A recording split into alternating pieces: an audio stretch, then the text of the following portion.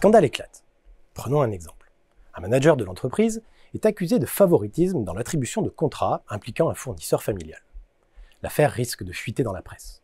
La direction doit réagir vite pour éviter que ce scandale ne ternisse la réputation de toute l'organisation. Réunion de crise, les portes se ferment, tout comme les visages, les priorités basculent.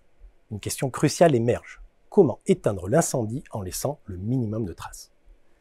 La clé réside dans une gestion stratégique et maîtrisée où chaque action sert un objectif clair, désamorcer la crise et protéger l'organisation.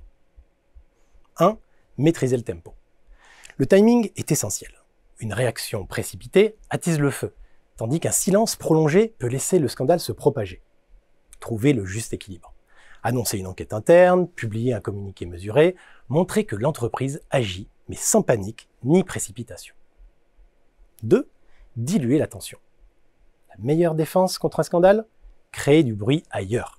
Une annonce stratégique, une grande victoire commerciale ou un nouveau partenariat. Ces nouvelles détournent l'attention. Dans le flot de l'information, le scandale devient un élément secondaire, dilué dans une actualité plus large. 3. Reprendre le contrôle du récit. Laisser les faits bruts circuler sans intervention, et c'est l'anarchie. Prenez la main sur la narration. Apportez du contexte, expliquez les raisons, minimisez les impacts. Faites des parties prenantes des alliés en communiquant de manière transparente, mais toujours en orientant les perceptions. Votre version des faits doit devenir la version dominante. 4. Identifier un responsable. Pour contenir un scandale, la responsabilité doit être localisée.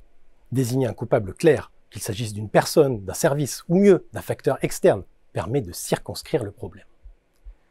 C'est la classique stratégie du bouc émissaire. Cette stratégie isole le scandale et protège l'intégrité de l'organisation dans son ensemble. 5. Exploiter le poids du temps. Les scandales s'estompent avec le temps. Une actualité chasse l'autre. La mémoire collective est courte, surtout dans un monde saturé d'informations. Une gestion discrète combinée à une attente stratégique permet de transformer un scandale brûlant en un événement oublié. L'indifférence devient alors votre allié. Lorsque l'odeur du scandale s'estompe, c'est la preuve d'une gestion réussie. Étouffer un scandale ne signifie pas nier la vérité, ni infliger les sanctions qui s'imposent. Mais c'est contrôler la situation, l'enrober d'un brouillard jusqu'à la rendre imperceptible. C'est une leçon incontournable pour tout manager.